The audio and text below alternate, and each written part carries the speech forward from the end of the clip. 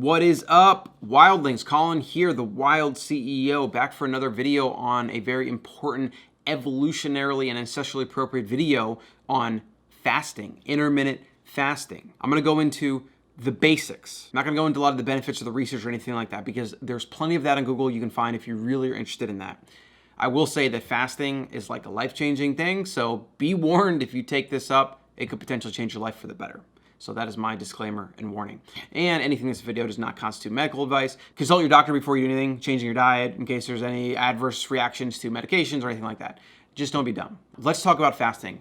Why is it ancestrally appropriate? This is just a very basic overview of why biology for humans makes something like fasting, going without food for a period of time, beneficial to us humans. Why is that the case? I'm gonna unpack some of the ancestral reasons for that. We're gonna look back to our ancestors that lived pre-agriculture, so before 10,000 plus years ago. Modern anatomical humans are guesstimated between 200 and 300,000 years old at this point. Before then, we had Homo erectus and Homo heidelberus and I have struggle saying that.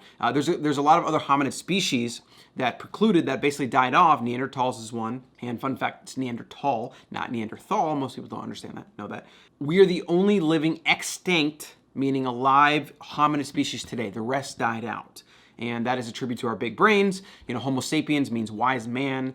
And the reasons for the big brains, you can kind of get an idea of some other videos when I talk about hunting and meat consumption and all that different things. But today's video is just about fasting. We're gonna talk about fasting, why it's good for you, how to do it, and then also just the broad theory behind intermittent fasting, and again, why that is good for humans. So let's get to it.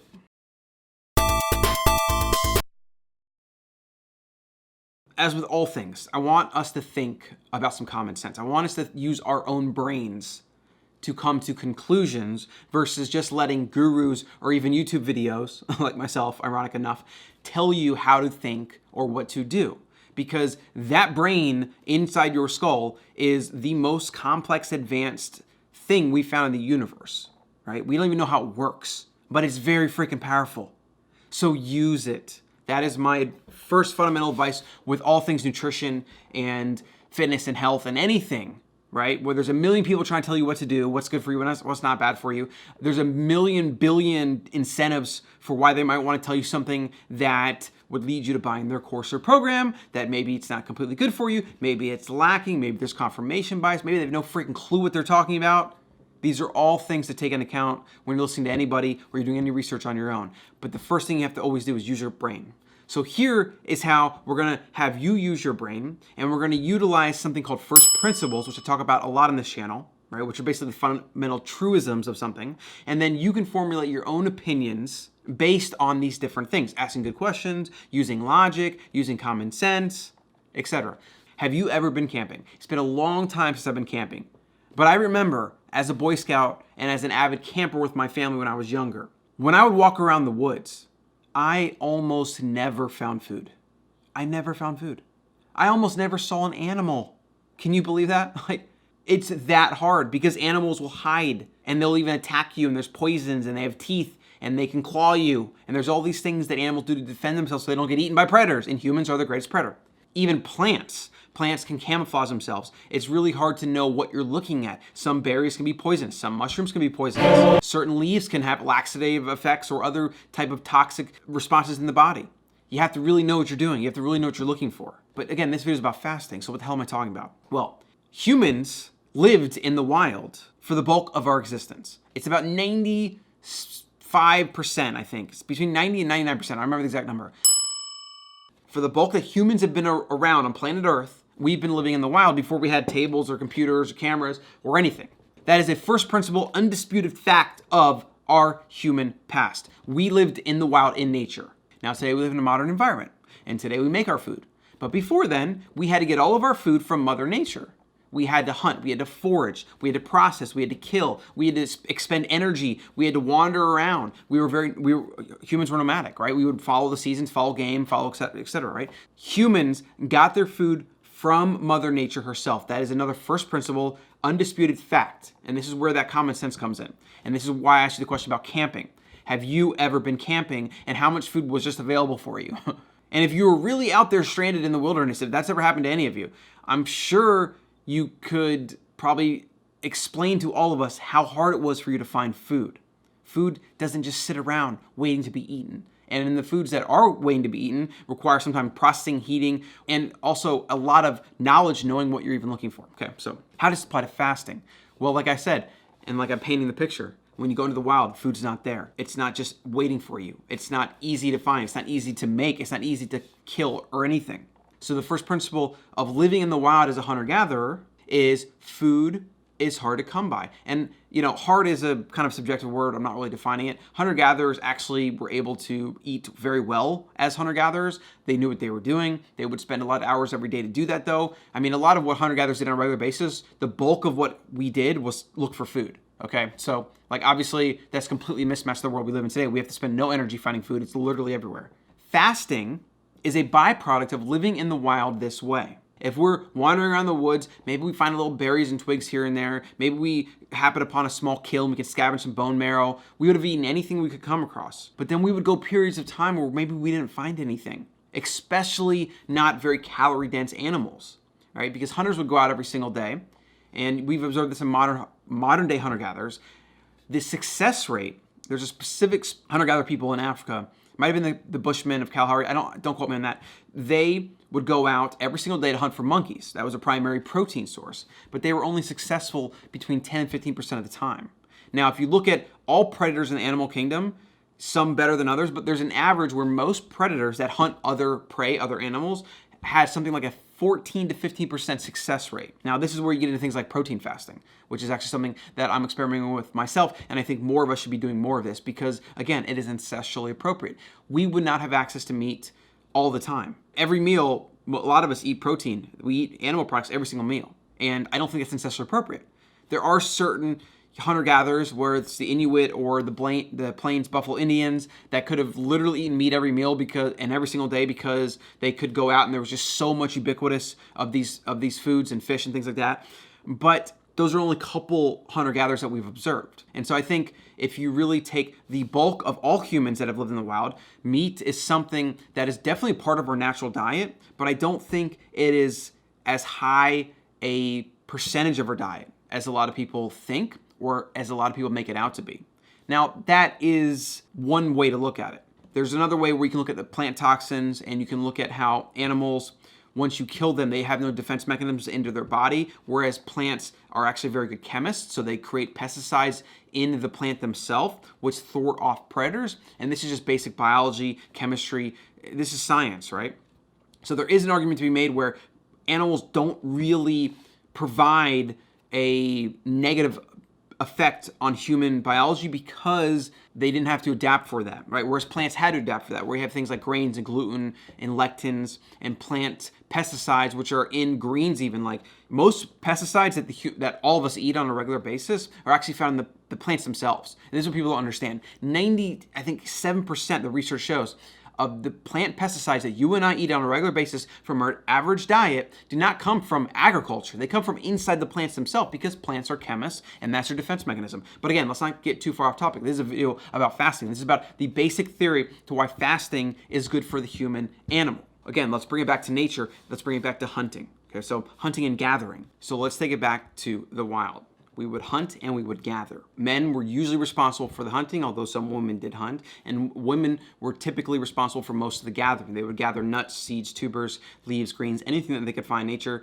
They would go out and they would, less hours, roam around, bring those foods back to camp or wherever they were staying, and then they would process those foods. A lot of times women in a lot of cultures were responsible for the food preparation, right? Whereas the men were responsible for the hunting. They would go out and they would bring meat back, then the woman would prepare it and everyone would eat. Fasting, right? What does that have to do with fasting? Well, to think in first principles, you have to think about the things that we know for sure. And like we've talked about, humans lived in the wild for a long period of time, and then we moved into cities, we became farmers, that changed everything. Pretty much all of our health changed for the worse, although we did live longer lives than we do now, but a lot of that's really modern medicine more than our diet. And that's why on the Ancestral Mind, we talk a lot about understanding where we come from so we can make better decisions today so that we can take advantage of technology to live awesome freaking lives. Like that's the goal.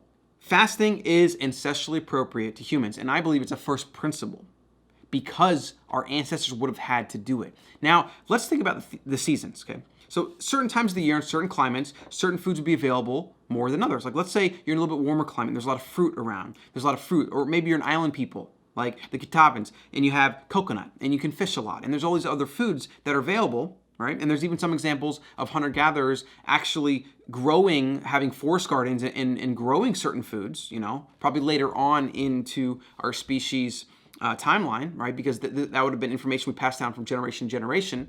What's universal to all of this is we live in the wild.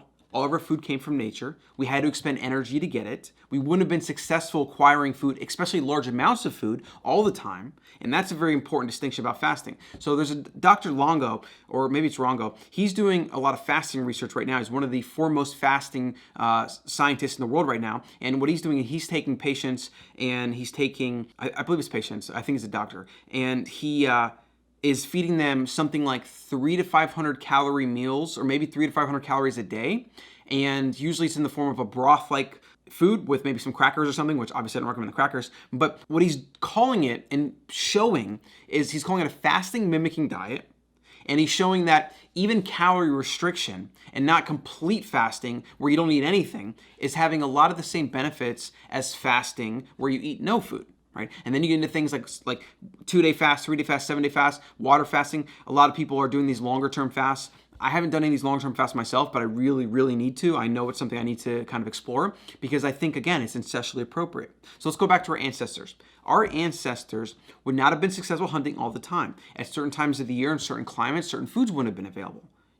If you're in the north, there's no fruits and vegetables, and a lot of the trees are frozen over solid. There's very little to eat. So you'd have to rely on animal foods, and animals are hard to catch. And in the winter, they're even harder to catch. There's more of them hibernating. There's more of them not going out because a lot of them are staying more hidden because when they go out in the snow, they become a very obvious target for predators, humans included. You see that as the seasons change, as food availability and ubiquity changes, humans would have to change too.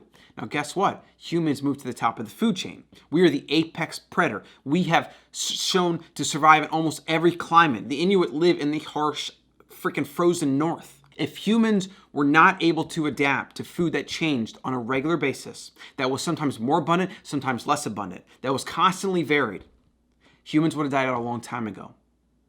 But we are omnivores, and we're able to survive periods of time on even all plants. We're able to survive periods of time on all animals. That is why we moved to the top of the food chain, because we were extremely adaptable. Now, before we close this video, because I want this video to be just how you think about fasting and intermittent fasting from an ancestral context. I want you to understand where we came from so that you can think about these things yourself. And then you can make decisions and test things, whether that's food or eating periods or doing a 16-8 fast or a 1-day fast, 2-day fast, doing all these things on your own volition, using your own common sense and your own intuition and building a plan that's perfect for you.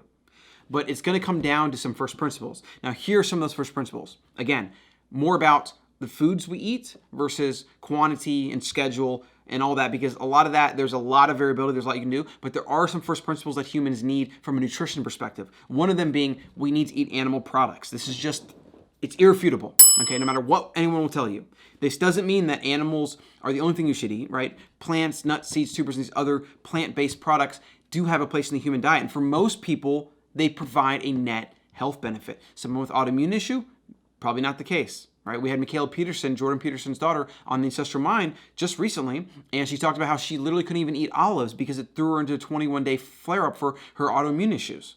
There are people that cannot eat plants at all because of the toxins and how they affect their body. Now, there's a spectrum of this. There are certain foods that are going to affect you differently. Maybe it's dairy, maybe it's gluten. And that's where personal testing comes into play. You have to be your own scientist because certain foods can be okay for some people and absolutely death for other people. We have to eat animals because of certain B vitamins and omega-3s that you can pretty much only find in the animal kingdom. So how much meat we have to eat or animal products we have to eat, I don't think that's answered. I think everyone's going to be different. I think it's going to require a lot of personal experimentation. But I do think it's semi-frequently. Fasting, that's what we're talking about today. Let's not get into very diet-specific recommendations other than closing it out with some of the first principles. Omega-3s, B12s, you need animal products. Really, you don't really need much else. I mean, the rest is kind of up to interpretation. I should say, though, this is all under the framework of a real food way of eating. That's what I call it, and that's one of those first principles. Again, go back to our ancestral past. What is one of the first principles? Well, our ancestors always ate food from nature. So when we have these foods that are highly processed, highly refined, highly palatable, combined in ways like this, that is not natural, full of sugar and grains and other things that are shown to be toxic to humans nearly across the board, this is not real food. And so anything you're doing is going to be on a framework of real food as the baseline. Where does your food come from? How was it grown? How was it raised? Do you know your farmer? Because today we do rely on agriculture. We rely on food, on animals that are raised and then slaughtered. And ideally, all that is done in a humane way. Ideally, those animals lived good lives. Ideally, didn't contribute to ruining the environment and contribute to regenerative agriculture. These are all these things that you need to know about your food that we should all know about our food, right? Because again, our food system is broken. If you can learn more about that, listen to some of our podcasts, especially the Lawrence Stein episode on ancestralmind.com. Go to our podcast. It's on iTunes, Spotify, all the places that you can find podcasts and listen to that. We go into beef production and cattle and just some of the misconceptions about farming and beef and all that. So fasting, it is ancestrally appropriate. Everybody should do it.